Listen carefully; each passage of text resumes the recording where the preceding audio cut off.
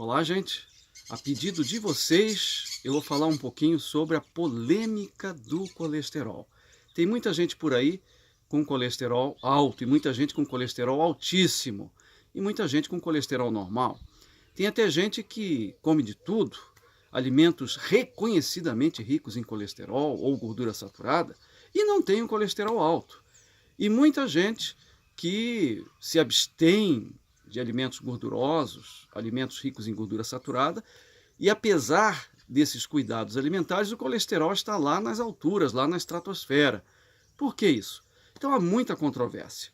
Há gente que apela para a teoria da conspiração, dizendo que as indústrias farmacêuticas, elas querem vender, sim, medicamentos, estatinas, né, para deixar o seu colesterol bem baixinho, e por isso divulgam por aí que colesterol alto poderia causar doença cardiovascular, infarto, derrame. O que é verdade, o que é mito?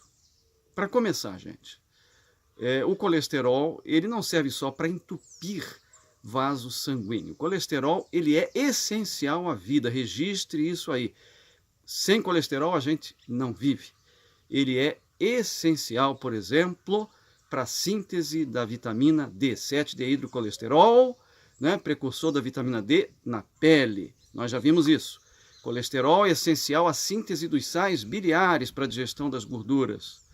O colesterol é essencial à síntese dos hormônios sexuais. Colesterol faz parte da composição, da estrutura das membranas celulares. Enfim, ele tem várias funções vitais. Mas qual é o grande problema? Colesterol, gente, não é uma coisa só. Tem várias frações de colesterol, que dependem, essas frações, dos transportadores. O pessoal chama de mau colesterol, o tal do LDL, Low Density Lipoprotein. São lipoproteínas transportadoras de colesterol. LDL seria o mau, HDL seria o bom. E ainda existe, para complicar, o tal do VLDL, que transporta os triglicerídeos. Se isso já é confuso para os médicos não especialistas, imagine para quem não é médico, para quem não é profissional. Para tentar simplificar a coisa, segundo os últimos consensos, nós devemos nos preocupar mais não com o colesterol total, mas com o LDL colesterol, LDL, que é o chamado mau colesterol. E a gente estabelece uma meta, né, aonde eu quero chegar em relação ao LDL, a 100 mg por decilitro, 130, 70, 50, vai depender do seu risco. Então, hoje, a meta do LDL colesterol, ela é individualizada, ou seja, dependendo do seu risco cardiovascular global, nós vamos ter metas diferentes. Para pessoas de altíssimo risco, que já tiveram infarto ou derrame, né, pessoas que já sofreram cirurgia cardíaca, revascularização, ponte safena, ponte mamária, essas pessoas precisam ter realmente o colesterol LDL bem baixinho. E para quem praticamente não tem risco, um risco baixíssimo, a gente estabelece como meta 130. Então, 130 para baixo seria para quem tem um risco muito pequeno. E abaixo de 50 para quem tem um risco muito elevado. E isso, gente, segundo os últimos consensos. A gente tem que ter uma base científica, a gente tem que ter uma base experimental.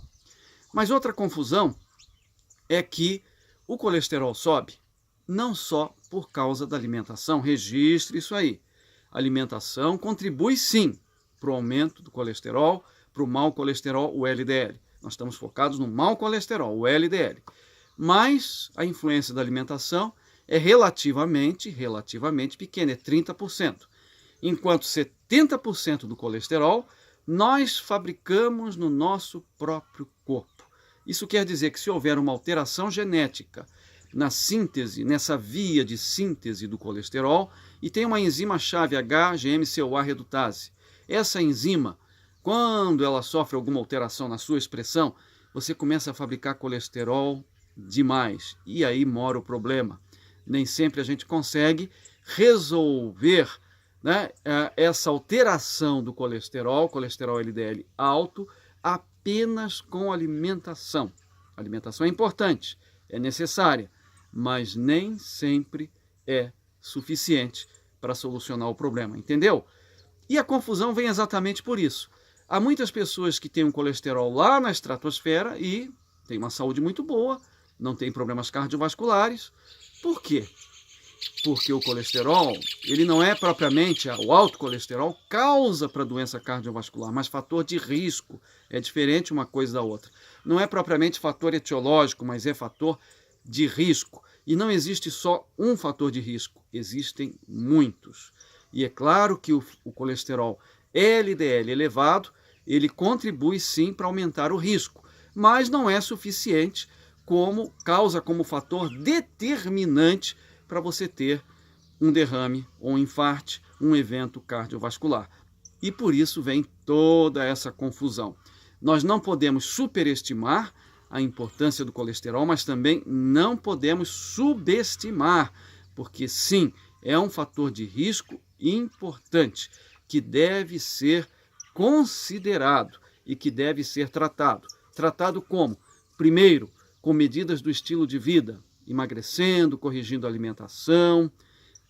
Em segundo plano, tentar, se possível, se indicado no seu caso, tratamentos naturais, digamos assim, por exemplo, derivados do monasco cereus, que vem do arroz vermelho, um fungo, que é um tratamento natural, o monasco cereus, fitosteróis, medidas do estilo de vida, que a gente já falou. E se nada disso resolve, ou se há possibilidade de fazer isso, de seguir essas etapas, aí a gente acaba chegando nessa fila nas medidas farmacológicas. A gente começa com as não farmacológicas e depois a gente vai para as farmacológicas, se realmente não tiver outro jeito. Aí quem vai decidir é o seu médico. Ok, gente?